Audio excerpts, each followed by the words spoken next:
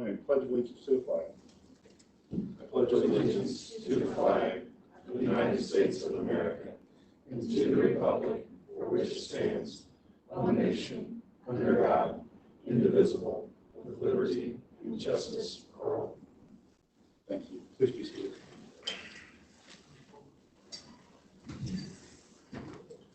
Call our roll. Bishop O'Neill. Present. Mr. Heater. Present. Mrs. Bates. Present. Mrs. Barnes-Griffin. Present. Mr. Urban. Present.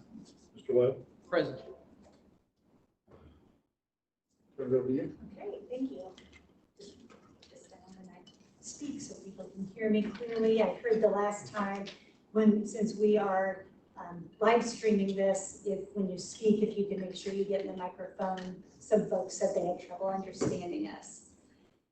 So what I want to talk about today with my comments, our reopening school task force is going really well.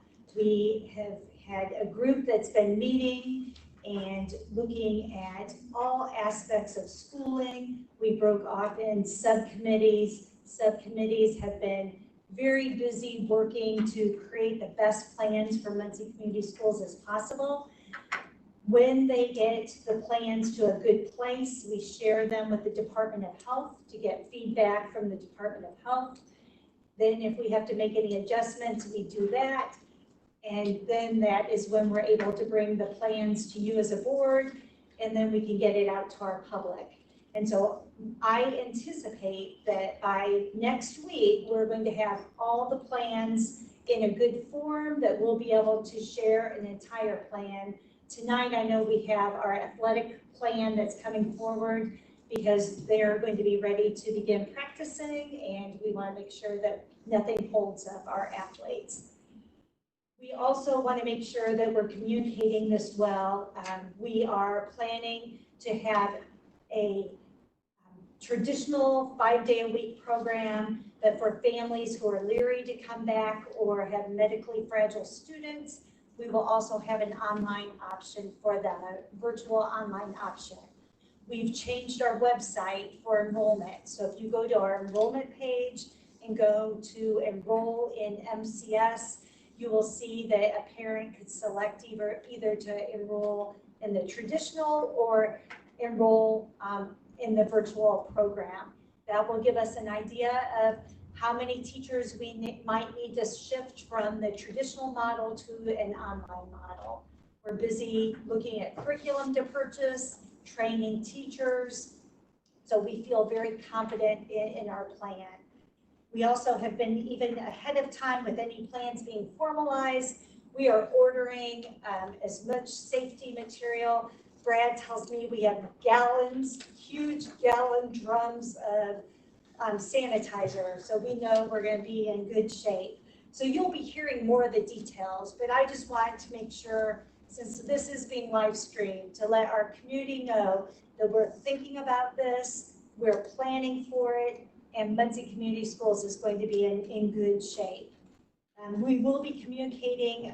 I have advisory groups. I've met with a group of parents yesterday, received good feedback from them. I'm going to, I've invited all the teachers to participate in a Zoom meeting next Tuesday so I can get some feedback from any teacher that has questions or wants to provide feedback before we finalize it and bring you the final documents.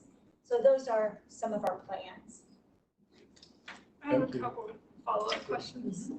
Are there teachers on that task force? Well, I would say there are teachers on the subcommittee. And so we have many subcommittees, and they're the ones who are creating the documents. So the task force mainly came up with all the different topics that subcommittees needed to work. Okay, So I would yes. say maybe sending the plan to the teachers before we see it and getting their input. Well, and that's what I'm planning to do Okay. next week when I talk to them, is go through all the sections and help them understand what they are. And I can share out as many of our final documents as we have. Some of our subcommittees are still working on some of those final And what we have to make sure everyone realizes is that even when we're finished with a document, it's never going to be a final document because it could be, we may need to change the day after we get something done. So we all have to know that we have to be very fluid with this. And then for students enrollment, if a student chooses to enroll like in person with the 5-day face-to-face option, are they then able later to choose the online option? Like say they get sick or they have to self-quarantine, can they switch like that? We are going to be very, we're going to be very amenable and work with our students for what's best. We're having training with for some of our teachers now, developing some materials for our LMS Schoology. We are going to make sure all students have devices. If we have to move to e-learning or remote learning, we want to make sure everyone's better equipped for that. But even with that, teachers are at different levels, and some teachers are more ready for it than others. Ball State, through the Ball Brother Foundation or Community Foundation funding, they're going to be putting on a remote learning boot camp, and it's for Muncie teachers and Boast teachers. That begins July 6th. That goes all the way through October. We're trying to find many different ways to be able to help our teachers be prepared. Thank you.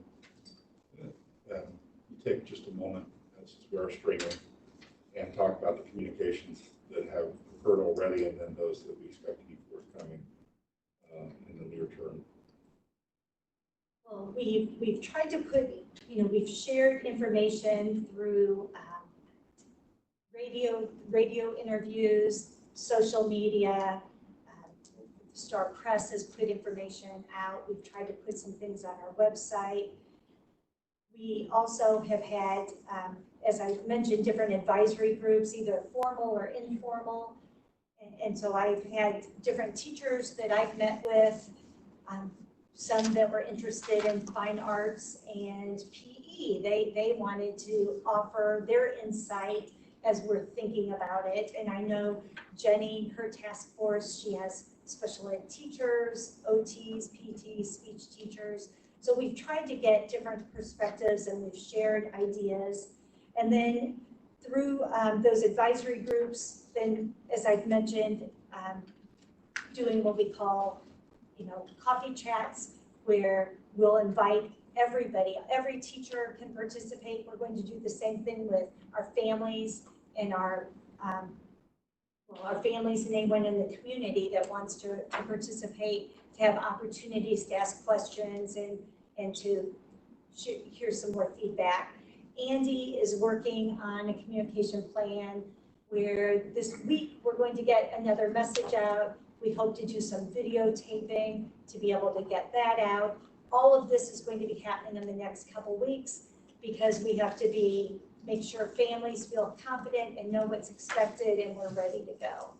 And then in terms of a COVID dashboard or COVID website, is there a plan with the university? Yes, absolutely. And I forgot to mention that Ball State University is working on a COVID-19 website where they'll be putting information that would be applicable to both Muncie Community Schools and to Burris and to the Academy, and that will be kept up, as new information comes or things change, that website will be, kept as current as possible.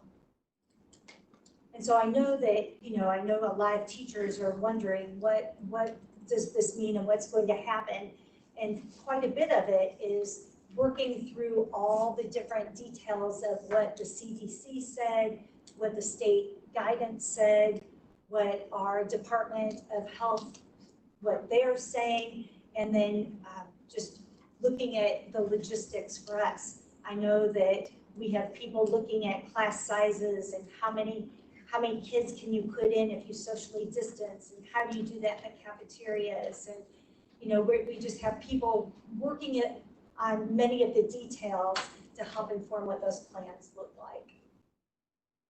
Any additional questions? I did not want to be on that committee. That's why I'm like, no, not on that. No. You guys figure that one out. What I would say is I've talked to a lot of other superintendents around the state.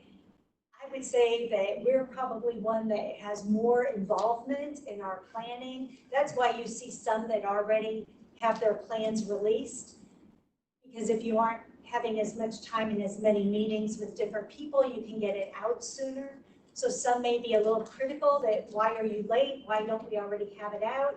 Well, part of that is we're trying to reach out to a lot of people. I know when Chris gets up to talk tonight, you had different coaches and parents and different people that were part of your committee. So we've just really tried to get as many people to be part of helping us with our thinking as possible.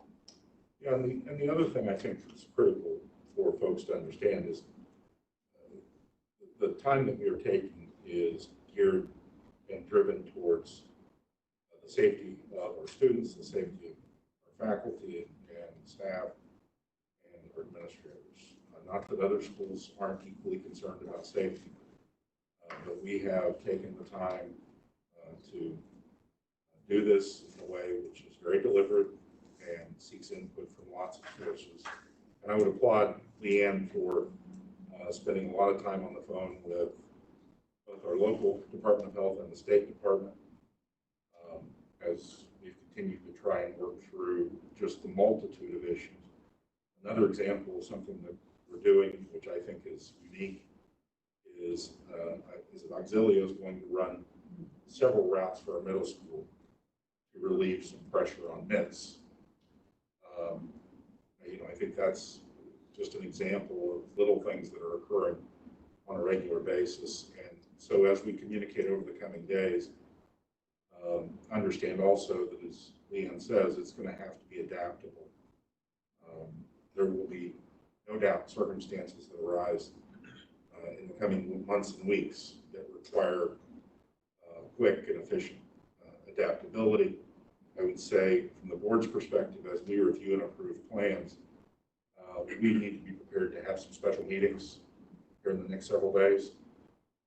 It's not going to serve us well to wait until July 14th, 13th or 14th. So we're probably going to have to call a special meeting this next week to go over what the subcommittees have done, and understanding again that those are going to have to be subject to quick adaptation depending on what the circumstances on the ground require. So I'll be in touch with potential for a special meeting date, but I do want to thank everybody who's worked very hard in pulling things together to the point where we have them now. I'm particularly proud of the fact that we are at the very front end offering both a virtual and in-person option, and also an option that allows for students to toggle between the two depending on what their health may require, what their level of anxiety about the circumstances may demand. So that is unique. There are a lot of school systems that are not going to be in a position to offer that. So we're very, very fortunate. If I may also say, if anybody is interested in sharing ideas with me, most people aren't very shy. I've gotten phone calls and emails. I'm happy to talk with them. But if anyone has ideas or thoughts, please reach out to me. I'm more than happy to have a phone conversation or a Zoom meeting or even an in-person meeting. Just let me know and we'll be happy to arrange that. On a positive note also, Kitzelman Foundation has made a recommendation to the Community Foundation to fund an additional $25,000 to cover our cost of Schoology for the coming year, which is our online learning platform. So if you see Steve Anderson or John Mall or Jack Demery or Frankie Voss, please, I've sent a thank you. You might mention how much that's appreciated. Anything further? Do we have any public comments tonight? Andy, was there any public comments? Okay, thank you. We'll move to the consent agenda. We have items A through H in the consent agenda. Do we have any questions concerning the items in the consent agenda? Could someone let us know when needs to get that done so we're able to go see it? Nancy Swickard, the mural. Yes. Yeah, I'm not certain of the timeline for that, but we certainly will find out and let you know I'd when love to it's see it. finished. Yes. And that's something we could have Andy make sure that he gets posted on social media too. And Diane, it looks like you've been busy. Well, look at Dylan's mask and her dress. Everyone will pay attention to that. Holy cow, that's wonderful. Only Dylan would match. Our principals have done an outstanding job just getting lots of people in to interview. They've done a lot of Zoom and WebExes. They, to get one really outstanding teacher, some of them have interviewed 7 or 8 people. I just really thank the board for the increase in pay. That has helped a lot. And then just allowing us to get started very quickly. I really believe that we jumped, I don't want to say jump the gun, but we really started early enough that we got some really great candidates. So thank you so much. Well, any questions concerning the personnel? Would entertain a motion to approve the consent agenda items. So moved. Second. Moved and seconded. All those in favor signify by aye. Aye. Opposed, same sign. We will show the items in the consent agenda approved. Note that that does include the resolution for any policies that are inconsistent with the state's directives on COVID-19. Those policies need to give way when that resolution has been adopted. Mr. Walker, tell us about the athletic plan. Well, good evening, President Williams, members of the board, Dr. K, and our administrative team, members of the audience. We have the media here tonight. Welcome. Mr. Lyon and I are here to kind of give a brief overview of our return to athletics plan. We were charged with that as part of our task force. One of the subcommittees was planning our return to athletics, and one of the things that we had mentioned early on was that our time frame may be a lot sooner than publishing things for what we may do with the return of our academic calendar due to starting July 6th was the mandate, I guess the advertised and advised start date from the Department of Education in conjunction with the Indiana High School Athletic Association. So what we have done is try to put together a plan that is as safe as possible, not just for our student athletes, but our coaches and our staff that will be involved. Again, it was with recommendations from the Indiana Department of Education that they released, also from the Indiana High School Athletic Association. And Dr. K informed me just before we got started tonight that our Delaware County Health Department has given their blessing to our plan as well. So we're thankful that there's no major changes there. As we get started, definitely want to give thanks to Mr. Lyon for his diligent work. I think Tom every Monday logs in. He has to get into a queue because I think they only let like 100 or so athletic directors in to their statewide Zoom meetings. So he's been very diligent about staying very abreast of what schools across the state, obviously schools that are similar to us in terms of our size, our demographics, and our needs, but basically all schools in terms of what their plans may look like. Dr. K mentioned earlier in her comments that, I feel very confident that Muncie's ahead of the curve on this because in conversations with other building principals and athletic directors, some folks are very much scrambling. They're trying to figure out what will serve their communities best. And I feel like that us having this plan ready to go as quickly as we have, and with the input of several individuals and other organizations, it's been very beneficial for us. Also had a lot of help from our North Central Conference schools. Yes, they may be our rivals, and we want to beat them as often as we can. But when it comes to things like this, there's no better friend than those folks in the North Central Conference. So essentially what our plan has is 3 phases. Our first phase will be July 6th through the 19th. We're considering this mainly our conditioning phase. Our second phase is July 20th through August 14th. This is when official practices may begin. And then our third phase starts on August 15th. And that's the traditional date except for girls golf, which will start official competition a little bit before that. But August 15th is when all other sports can officially start competition. Football will come just a little bit after that. So that's phase 3 for us. Tom will get up here in a second and talk a little bit more in detail about each one of those phases. Some of the things we'd like to stress to the community and to our board tonight is that our coaches will be educated on what those symptoms are of COVID-19 and how to look for those symptoms. They'll also educate our athletes and our parents on the signs and symptoms. And one of the biggest things that I think our athletic programs will really set the stage and tone for us when we return is by creating a culture of social distancing. I would be the first one to admit to you that I think that would be difficult for our students. But I think our athletic programs can set the stage and set the mandate and really establish a culture for that as they return to practices and competition. Our coaches will also be instructed.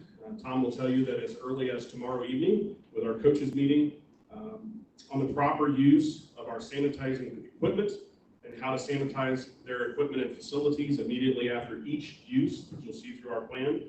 We're also working with Mr. Sutliff, who is our head custodian at Muncie Central, and our folks at SSC to ensure that we are sanitizing our most frequently used facilities, which at this point in time would probably be our weight room, every single day. So a deep clean every day, but also being cleaned after each use. I think I have it correct in being the electrostatic sprayers. I wanted to say the Ghostbuster type items. So I think you'll know what we're talking about. As far as pre-screening goes, our athletes, our coaches, and our staff that are attending these conditioning sessions, and then once we move into practices and competitions with those phases, they will be filling out a pre-screening checklist every single day to let us know if they have experienced any symptoms that may cause us to exclude them from participation for that particular day. So our coaches will be very vigilant about that, and Tom obviously has his work cut out for him in the athletic department to keep track of that documentation. They're one-page questionnaires, but if we do not get those filled out, unfortunately our students will have to be excluded. So we're making that a top priority to make sure that we're tracking any signs or symptoms of COVID. Also, following our guidelines from the CDC, if anyone has to be excluded, those guidelines in terms of them re-entering or coming back to participation will be followed. We're also going to work very closely with central office and the local health department in Delaware County. In the event that we would have a positive case, we want to make sure that we're mitigating that the best we can, but we will follow their guidelines and report that in a very, very timely fashion. So we'll make sure that we're covered in that aspect. I also wanted to stress to the board before Tom got up that our plan right now, as you can tell, has a major focus, well, an entire focus on athletics, but a major focus on the high school. I don't want our folks at the middle school levels to feel like they're being left out. Both Mr. Fine and Ms. Connor have been on our subcommittee and attended every one of our subcommittee meetings. Their plan is to meet, I think actually both of them will be at our mandatory coaches meeting tomorrow, but then the information shared tomorrow will allow them to then better prepare and familiarize the material for the middle school coaches and the athletes. So I don't want our folks to feel like that we're just paying attention to high school right now. Also, with that being said, we're working on a separate plan with reference to extracurricular activities and our after-school clubs. A lot of those clubs will not meet until school comes back, but we still want to make sure that we're handling that as appropriately as we need to. We also know that even though it saddened us that our marching band season was not going to happen, in conversation with Mr. Clark, we're still looking at the concert band trying to get together even before school would start. So this plan right now doesn't address that, but we're working on a separate plan that we'll bring back when we are ready to share that for reference to our extracurricular, co-curricular, or after-school club. So I didn't want folks to think that they were being left out. There's a lot of conversation happening, but we needed to move forward with this plan for athletics. And finally, I would just like to say thanks to our subcommittee members. Dr. Reynolds was on our subcommittee, Mr. Fine, Ms. Connor, Mr. Lyon, and myself. And then as Dr. K mentioned, even though those were our defined members of our subcommittee, we sought advice and counsel from every nook and cranny in the community to find out exactly how we could do this and do it safely and in the best interest of our student athletes and our coaches. So we're very happy with this plan. We're excited to get back to this level of where we are in terms of the school year starting. I'll turn it over to Mr. Lyon to go a little bit more in depth with each one of those phases. And then by all means, both of us will be available to answer questions when we stop.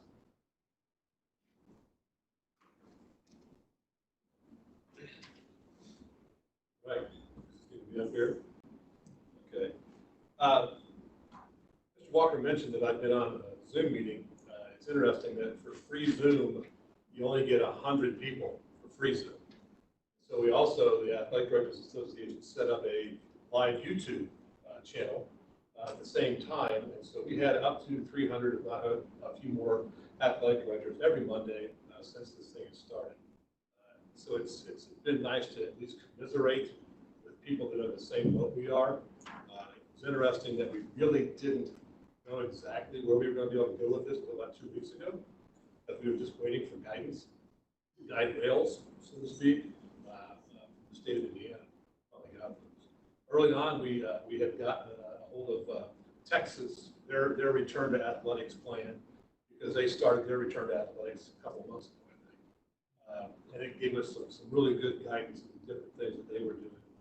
Some of the paperwork they were passing out. As I get into this, talking about the phases, I will not go terribly deep what we're doing because you all have a packet. You can all kind of read through the things that we're planning on doing. I'll try to hit some of the high points and maybe a couple of things that may be a little bit harder to understand. But we are meeting tomorrow with our coaches at 6:30 at the high school. They've been chomping at the bit to get out there, and all of us have been putting the reins on them because we knew that we had heard that we were going to have a slower rollout than what we thought we might want to have. And that rollout is in this phased packet that we have here. That first phase is mostly a conditioning phase, but there are some opportunities for sports to have some sport-specific activities under the guidelines of the IHSA allows during those different phases. So right now, we're working on a schedule of conditioning days, sport-specific days, with the teams that typically work out in the summer. A lot of our teams will work out in the summer, but they won't work out in July. They'll work out hard in June, and then they'll take July off and then come back to school, especially if they're winter sports. So what we have come up with, the IHSA has told us that we can condition 4 days a week for 2 hours a day. That can be in multiple sessions throughout the day.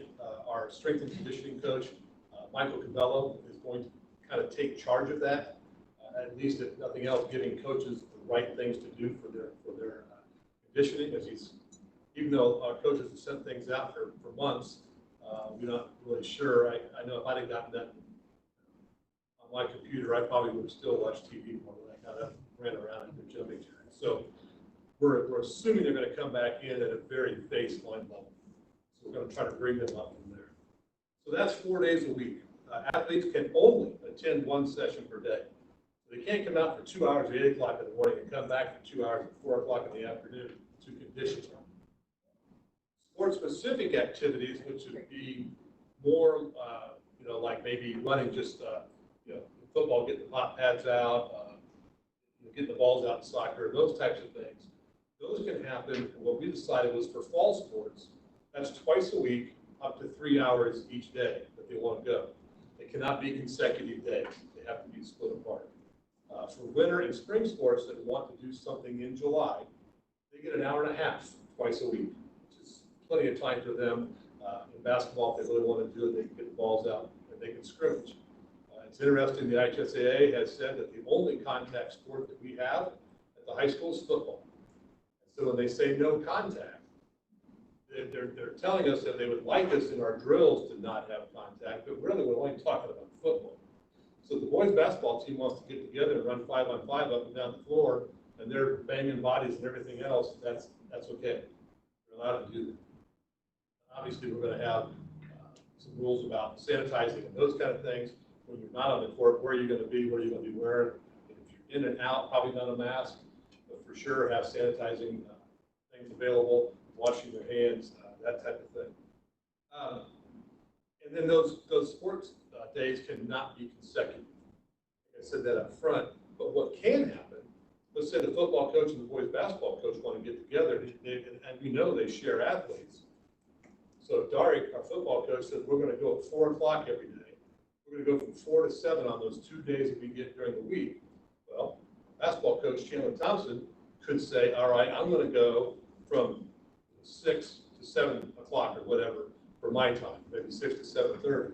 What they have to do is they have to make that work with the athletes, because the athletes only get 15 hours a week in this first phase of the summer.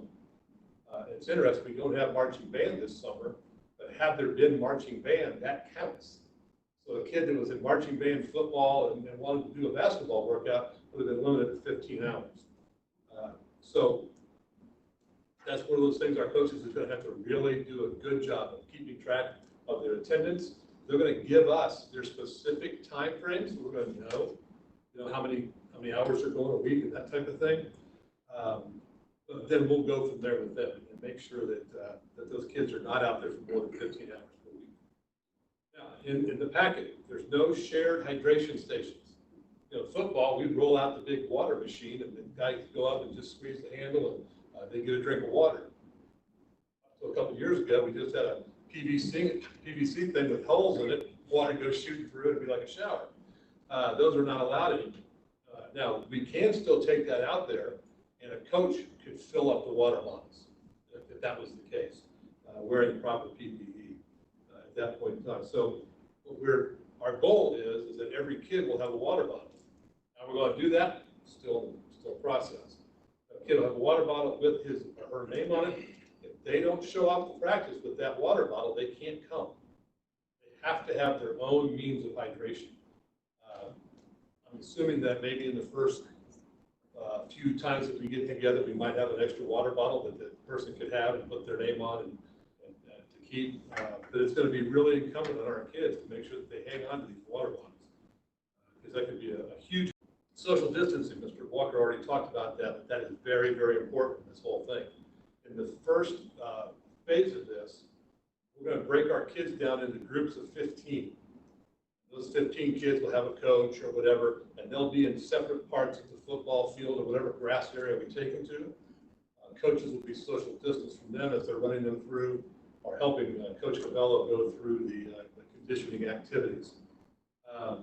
That also is kind of an optimal number where we can only do 50% capacity in the weight room during that phase one.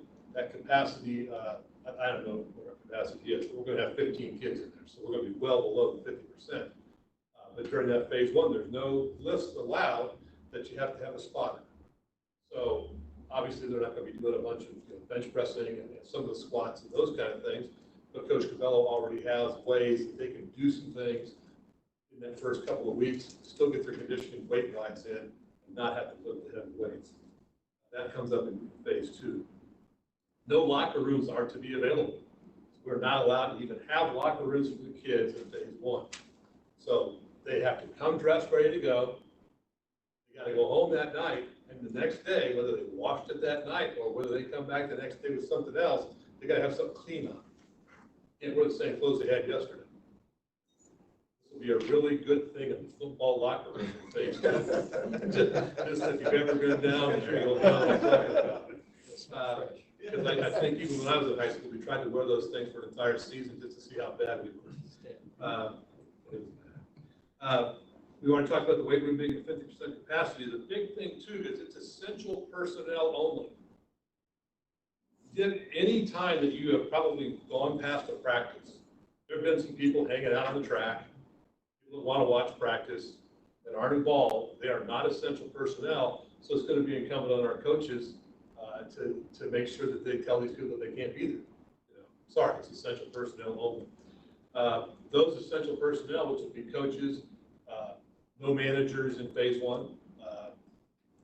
Myself as a director, if I go out there, supervisors, medical personnel, our trainer, that type of thing, if they're out there, they'll be masked, unless they're doing some vigorous activity they can't be in mask.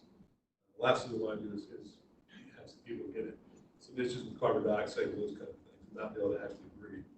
And we will have those daily screening questions. And I will tell you that we borrowed our questions directly from the Texas packet because they were very, very good, and they really encompassed a lot. What we have found out amongst the ADs in the state is that the number of questions that you really need to ask has been whittled down and down and down and down. Brownsburg High School is asking 3 questions. we're going to ask more than 3 questions. Most schools are around 7 questions, maybe 6. It's, have you had 100 or more fever in the past 72 hours? Have you been around anybody that's been tested positive for COVID? Those types of things. I don't think we really need to know.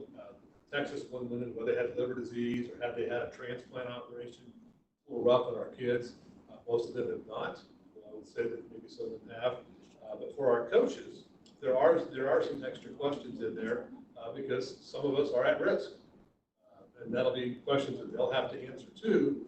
And our hope is, kids are kids, we're hoping that truthful answers come out of them. Mr. Walker talked about training. One of the things we're going to talk to coaches about, there's a very short list of things that they have to look for. The kid's coughing all the time, or if he just seems like he's just not himself. Pull that kid aside, social distance, obviously, not putting our arm around him or anything. And we're going to talk to them, they're going to ask them those questions. They have to leave and make sure they get a phone call to a parent, or if they're driving or whatever, they go. It'll be up to us then to re-screen them the next day, ask them those same questions. If they have a yes answer, they're going to have to go to their family doc and get that taken care of. So there's a lot of those different things that we're going to be taking care of on a daily basis. Phase 2, which goes from July 20th up to August the 14th, encompasses the start of fall practices on 8/3. So some of this is only going to be a little over a week long for our kids in phase 2. Because if they are a winter and spring sport athlete, they're done after August 1st until August 31st, when they can start the IHSA limited contact periods, which we don't need to get into tonight. Girls golf is the lone exception to that. Girls golf has always only had to have 2 practices to start their season instead of 10.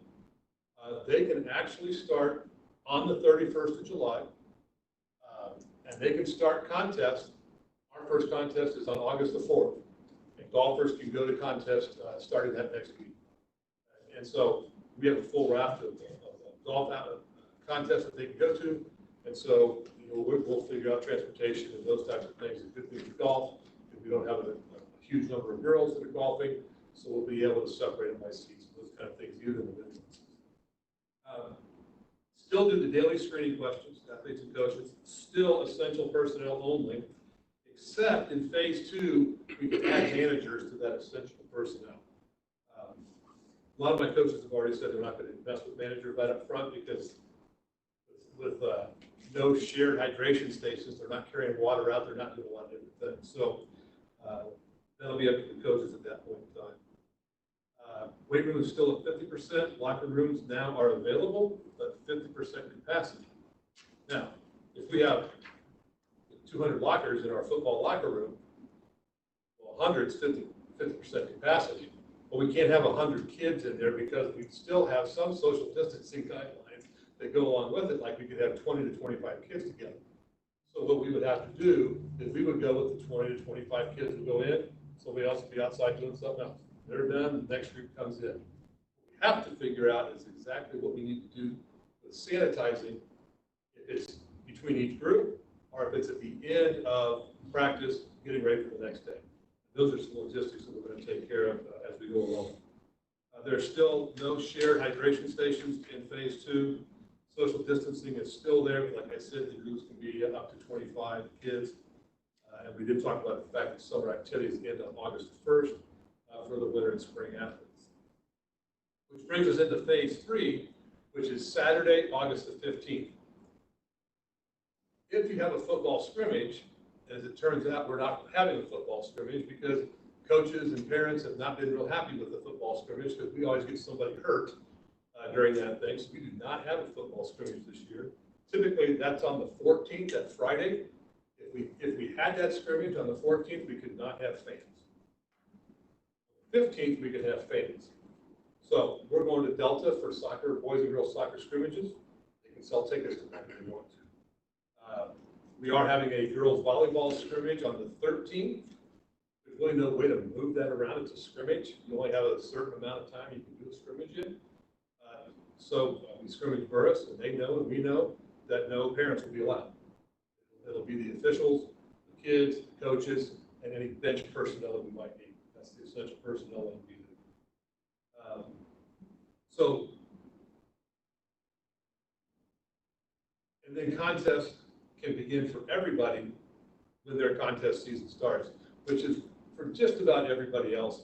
It's on the 15th of August or after. And so, and our big question, even after that, is what is the number? Is it 500? Is it 250? Is it unlimited? We're actually going to have to wait until we get there because things change on a daily basis with COVID and the numbers and the things that we actually know about it. It'll be very interesting for us because what we really count on is our 2 non-conference football games every other year, either Yorktown or Delta, that we're going to make $7,000 or $8,000 in ticket sales that night. Well, if we only have 500 people there, we're not going to make that number. You know, so this is when the pain's going to start from this whole thing. But I will tell you that we are going through looking at the screening questions, but we want to make those as easy as possible because we know our kids will tire of it. They'll just go through real quick and check them off if they're not really, if there's too many of them there. But we want to make sure that we're safe. If we have kids that may have COVID symptoms, that we take care of that immediately and get them taken care of immediately with their family doctors. Tom? Yes. Just to let you know, in central office, we have questions that every morning we have to respond to. All state was kind to share the questions they're using. I'll get those to you because it's fairly simple, Good. and that may be something you can use with your athletes. Good. It's been interesting with talking to so many athletic directors around the state and in different pockets of the state or just different school systems, how much input they or how much time they get to spend with their medical professionals in making some of these decisions. We get a little bit of time, you know, maybe I talked to Dr. Rudisell one day because he called me about elementary physicals, or maybe I got to talk to Dr. Bird just in general for a long time and just kind of pick his brain a little bit. But it is good to know that we're on pace with all those schools that are checking very diligently with the people that they're involved with. So I would just say right now, if there's any questions for myself and Mr. Walker, happy to answer it. Quick question. So the coaches will not take temperature. That's They'll just ask the player. Right, if they've had a temperature. You assume they know. That's just one of about 9 things that They add up to related. check the boxes. Some of these groups, Mount Vernon High School, Right. the doctors group that works with Mount Vernon High School has said, do not take temperature. Do not take temperature. They said you're going to be at the football stadium, it's going to be 95 degrees out, you're going to be taking forehead temps, you're never going to get a good temperature. Even for practice, Even for practice. as they enter into the. Okay. Mhm. And that's going to be another logistical thing for us. We're going to have those kids in the parking lot. Hopefully, we're just going to have them stay in their cars, or they're going to stand out their social distance while we're checking them in on a daily basis to whatever facility it is that they're going to practice. When I've had conversations with the Board of Health, You have. even for students, for schools, or for practice, they said the same thing. Sometimes if you're trying to take temperatures, you're bulking kids up, and that's doing the exact opposite of what we want. And we're not doctors, so we don't even know about infections in the body. Those kind of things. Do you also have some MOU with other schools that if they do have a athlete that ends up with COVID, they'll let you know if they're competing with you in the next week or the next week? Because they could have, I mean, how do you address that when it could have affected other players at their school? We had a conversation, not just about that, but about a few things with visiting schools and going to schools. We're going to go to Yorktown, first football game, or second football game of the season, and are they going to have the same stringent things that we're doing? Right. So how big is their locker room? It's not very big. I know that already. Yeah. But for the schools that we play, how are we going to take care of locker rooms and those kind of things? Part of our idea behind keeping numbers at 15, and this is from the National Federation of High School Sports, is contact tracing. How many kids have you been, people you've been in contact with? I don't know how anybody ever gets that done. Number of people you encounter during the day, but our hope would definitely be, and we talked about this just yesterday, was just communicate. So when you transport the athletes, vice versa, you increase the number of buses to do the social distancing on the bus, or are they going to be required to wear a mask? Well, with the CDC guidelines that first came out, we were going to take 12 buses to football games. 12 buses. Wow. And Brad was going to pay for it. Yeah, pay for it. I think we're in a position now where you can have a kid in every seat.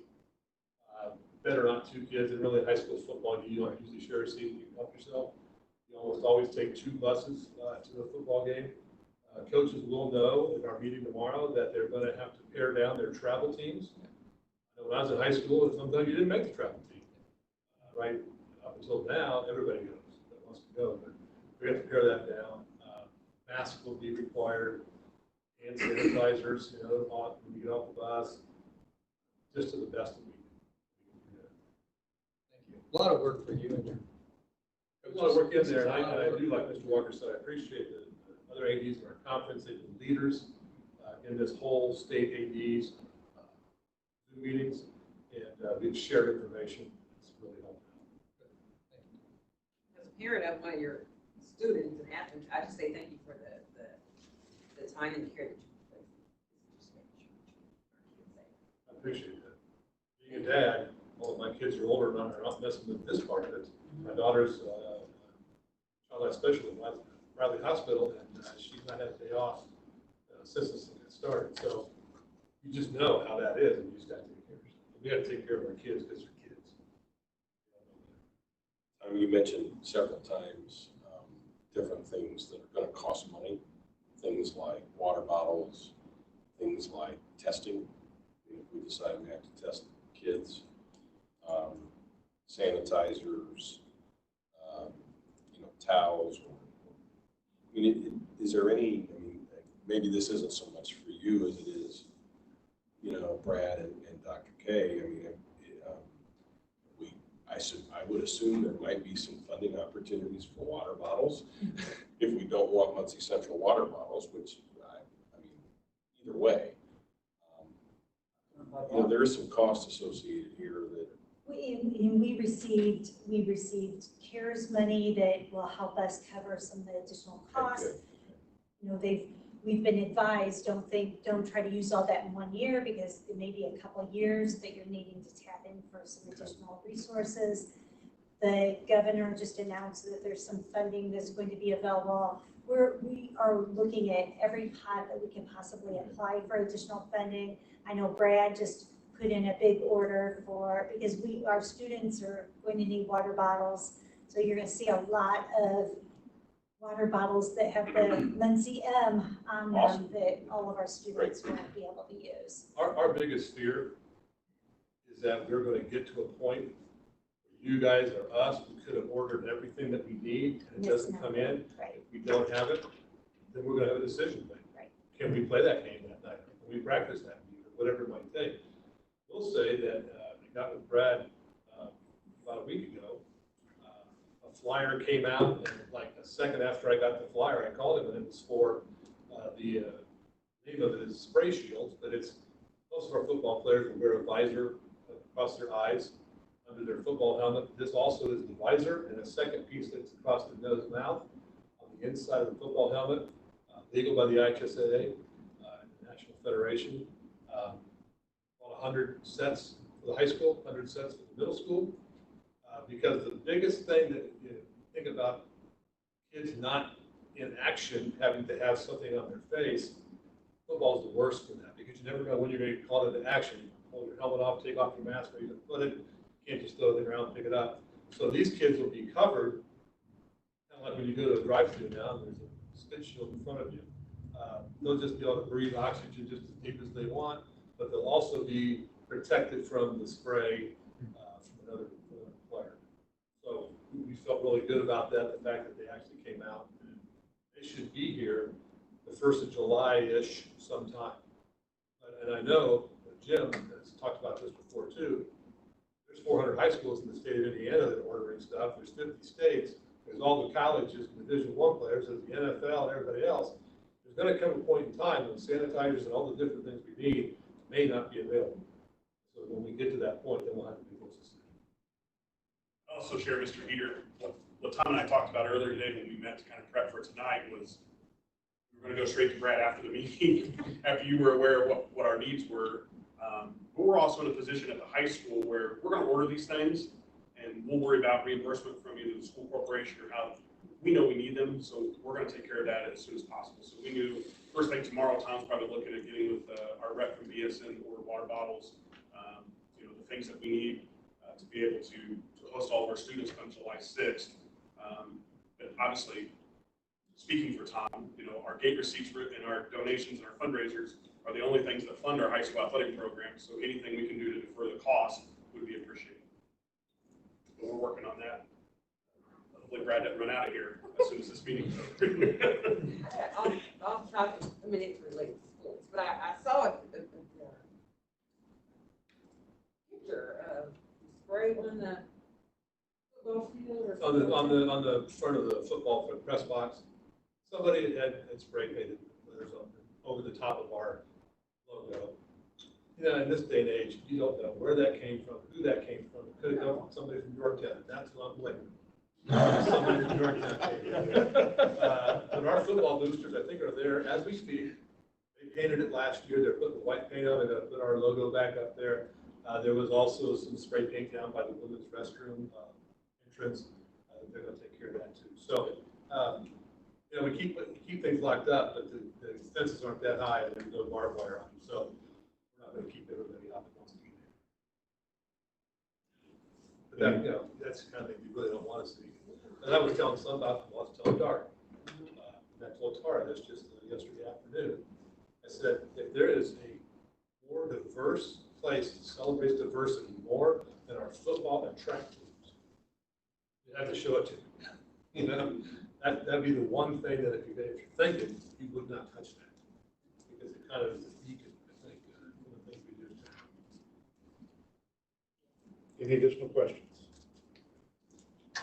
Thank you again for your work. Entertain a motion to approve. Second. Moved and seconded. All those in favor signify by aye. Aye. Aye. Those same sign.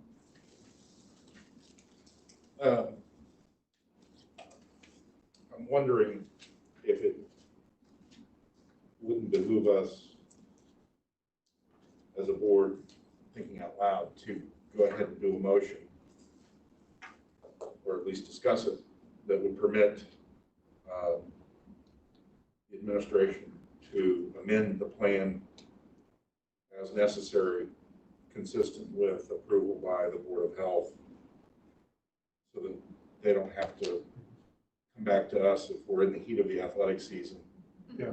So what I would do is state a motion that would permit the administration, consisting of the athletic director, the principal, Dr. Reynolds, Mr. Jerome, and Dr. Kwiatkowski, to amend the plan in a manner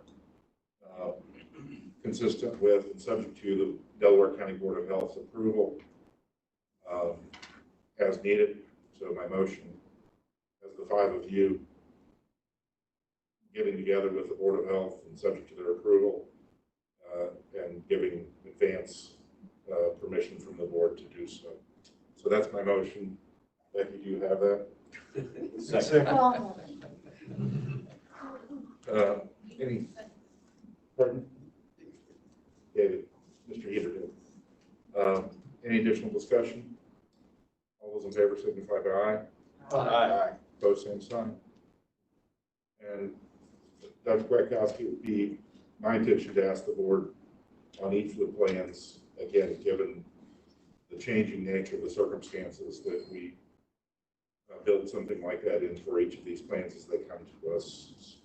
And I think from the board's due diligence perspective, advise us at the next meeting then of any changes that have been necessitated by circumstances. So, okay, strange times. Mr. Jerome. Yes, thank you.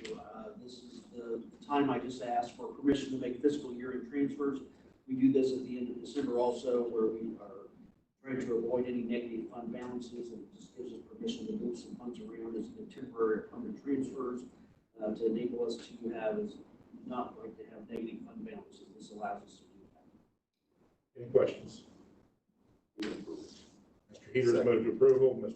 Bishop O'Neill has seconded. All those in favor signify by aye. Aye. Opposed, same sign. Any board dialogue? I do. So I just want to speak on behalf of Indiana Black Expo, NAACP, and the Martin Luther King Dream Team. We all together, every year, we provide I Have a Dream Community Collaborative Scholarship. And so on those committees sit some of our school personnel. So Dylan Phelps is on that scholarship committee, along with Rhonda Ward and even Tara Dutcher. But this year, we were able to award 2 scholarships to 2 Muncie Central High School grads. One is Benito Vargas. He will be attending Boast State in the fall. He was able to, he received $1,000 scholarship. And then there's also Leah Mitchell, who will go to the University of Indianapolis. And so both of those students were awarded those scholarships based on their GPA and just a financial need. So we just wanted to celebrate them tonight via the board meeting, and then also on Monday with some social distance. Andy will be there. We'll have some photos, just handing the kids their certificates, and Great. just wanted to celebrate them. So, thank you. Great, What time will congratulations. that be? That'll be 10 a.m. on Monday outside of Muncie Central. Okay, great. Anything additional? The innovation plan, which you've all been receiving various iterations of, is with marketing communications for final dressing up, so to speak.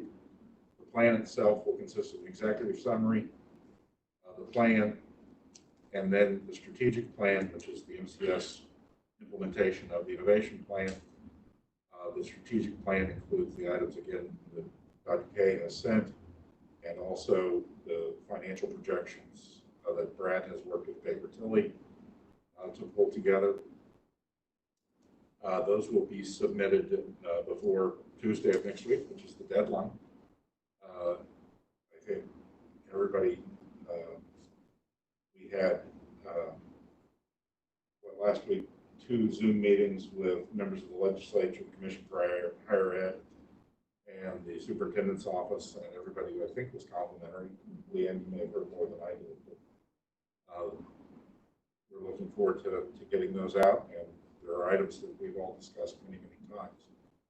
So that's exciting, and those will then, once we get those submitted, will be available for public consumption. So, anything further? Any questions from the media? Okay, thank you. Would entertain a motion to adjourn. So moved. Second. Seconded. All those in favor signify by aye. Aye. Opposed, same sign. We'll stand adjourned. Thank you. Please don't leave until you sign all the documents. We have a rotary.